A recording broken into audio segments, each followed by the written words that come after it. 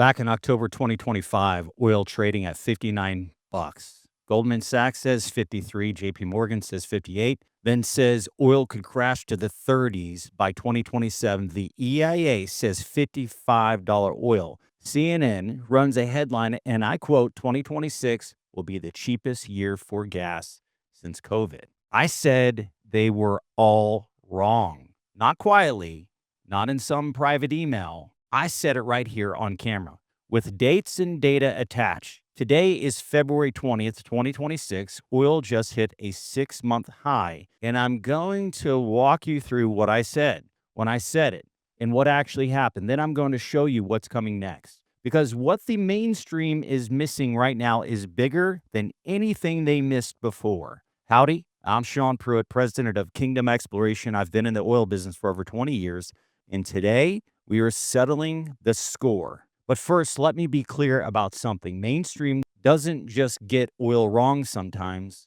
They get it wrong after every single major turning point. In 2005, the EIA forecast oil would stay between $20 to $30. It hit $147. In 2014, Wall Street consensus was $95 for year-end. Oil crashed to $53.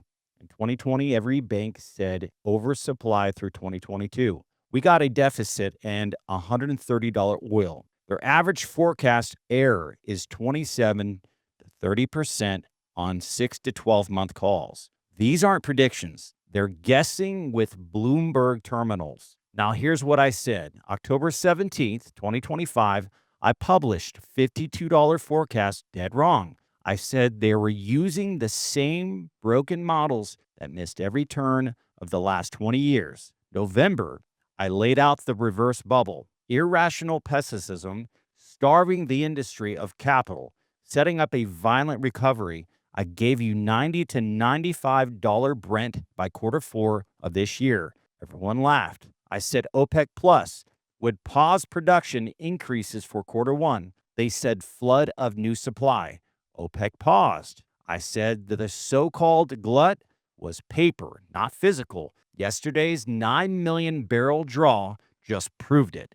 I said shale had peaked in November of 2023. The EIA now forecasts the first production decline in 5 years. I said IEA's peak demand call was wrong. The IEA just pushed it out to 2050. December, I introduced the depletion dividend. Cheap oil today is just a down payment on expensive oil for tomorrow. January, I wrote, we told you so. And here we are. Brent at 71, WTI at 66. A double-digit rally while Goldman was telling you to sell. Goldman Sachs, $53 WTI for 2026.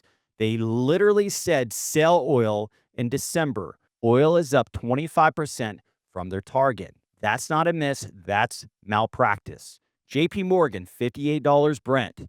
With a call for 30s by 2027, Brent is at 71. They weren't just wrong. They were dangerously wrong because real operators make real decisions based on these forecasts. The IEA, they projected a surplus of up to 5 million barrels per day. And you know what actually happened? Yesterday's EIA report showed a draw of 9 million barrels in a single week. The market expected a build of 1.7 million. Instead, we drew 9. That's not surplus, folks. As Tommy Norris says on Landman, we don't drill for oil, we drill for money. The oil is just what bleeds out. Well, right now, the money is telling a very different story than the analysts. Now, let me show you what the mainstream is completely asleep on. Number one, Iran. And this is where it gets very real. Yesterday, President Trump gave Iran a 15-day ultimatum. Make a nuclear deal or face his words, really bad things. Bob McNally, former White House energy advisor, just put the probability of a U.S. strike at 75%.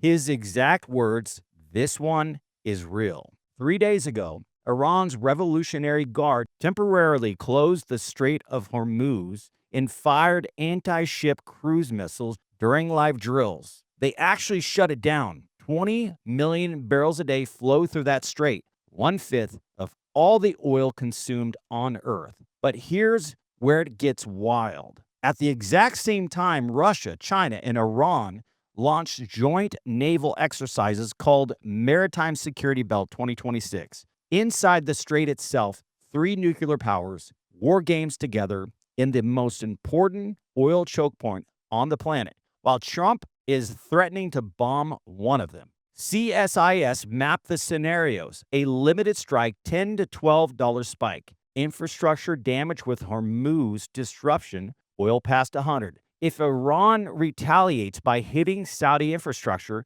like the Abagik in 2019, when they knocked out 5.7 million barrels a single day, $130 or higher. And here's the scenario nobody wants to say out loud. If Iran activates its proxies, the Houthis resume attacking ships in the Red Sea. Now you've got Hormuz in the Bab Madab choked off simultaneously, a dual blockade. There is no pricing model that exists for that one. None. And the banks are telling you $56. Gold just hit $5,000 an ounce for the first time in history. The smart money is already moving. Number two, the pipeline wars nobody in America is covering.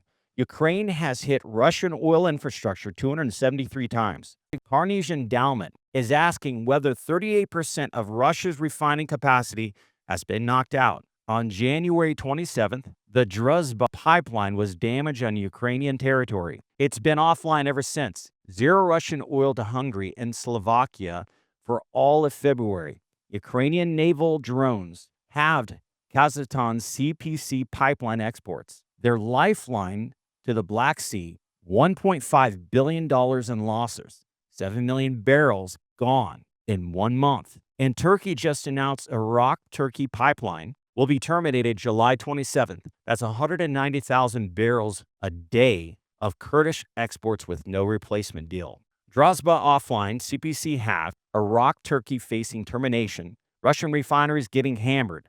I told you in November the supply picture was far tighter than anyone admitted. This is what tight looks like in the real world, not on a spreadsheet, on a map. Number three, shale. I said on this channel in October that drill baby drill would fail, that you can't grow production with falling rig counts and depleted sweet spots. Devon and Coterra just merged in a $58 billion deal, the fourth largest producer in America, created through consolidation, not growth. They're not drilling more. They're merging to survive. You know, in Landman, Tommy says the smart operators pay cash for everything and sock away enough to write out the troughs. That's exactly what these companies are doing. Number four, China. I wrote in December that China was quietly stockpiling while the bears used them as the demand destruction story. Here's the reality. China has been buying up to 1 million barrels a day for their strategic petroleum reserve, 140 million barrels targeted between July of 2025 and March 2026. These barrels are disappearing off the market, and nobody's counting them as demand. 409 oil rigs. That's it. That's all that's running in America, down 72 from a year ago. I told you in November the rig count was the real story, not the headlines. And the Permian has a problem nobody wants to talk about. Toxic geysers, 100 and 160 feet tall, are erupting from old wellbores because fracking wastewater pressure has exceeded safe limits. 20 million barrels of water pumped underground every day. The Texas Railroad Commission is restricting new disposal permits. This is a physical limit on America's most important oil basin. Meanwhile, the president says drill baby drill, but his own 50% still tariffs are adding to $1 to $2 million per well. Nearly 9,000 approved permits are sitting unused. ExxonMobil's CEO told Trump to his face that Venezuela is uninvestable. U.S. producers feel, in their own words, slighted, and Saudi Arabia's physical breakeven, $94 to $108 a barrel. They are running the biggest deficits the NBS era at $62 oil. Everyone wants cheap oil. Nobody can afford to produce at these prices. That's the trap. And it's exactly the setup for the next spike. As they say in Landman, getting oil out of the ground is the most dangerous job in the world, but they need a price that keeps the lights on. Russia. I said in October that Russian sanctions would bite harder than anyone expected. Russian oil drilling just hit a 3-year low. Production fell to 9.28 million barrels a day in January, 300,000 below their OPEC plus quota. They can't even produce what they are allowed. Revenue at a 5-year low. Euros crude trading at a $26 discount to Brent. And Congress just introduced the DROP Act. 84 Senate co-sponsors, bipartisan, proposing a 500% tariff on any nation that buys Russian oil. 621 shadow fleet tankers sanctioned globally. The U.S. Navy is physically seizing tankers on the open ocean. Even the IEA, the most bearish voice in the room, just raised their demand forecast by 230,000 barrels a day and trimmed their surplus by 400,000. They're walking it back slowly, but they are walking it back. Global oil investment is running to 60 to 80 billion a year below what's needed just to maintain supply. It takes 4 to 7 years to bring a new field online. That gap doesn't hurt today. It hurts in 2028, 2029, 2030, and by then it's too late. Look, here's what 20 years in the business teaches you. The mainstream gets oil wrong at every single turning point. 2008, wrong. 2014, wrong. 2020, wrong. In tight now, in 2026, wrong again. They said $53. We are at 71. They said surplus. We got a 9 million barrel draw. They said sell, the smart money bought. Every single crash in the history of this commodity has been followed by a massive recovery. 2008, it recovered 140%. 2020, it recovered 478%. And every time, the consensus said it was different. It's never different. Right now, Iran, 15 days from a potential military strike, Russia, China, and Iran running war games in the Strait of Hormuz. Pipeline going offline across Europe. The Permian hitting physical limits. Shale companies merging instead of growing. China stockpiling in silence.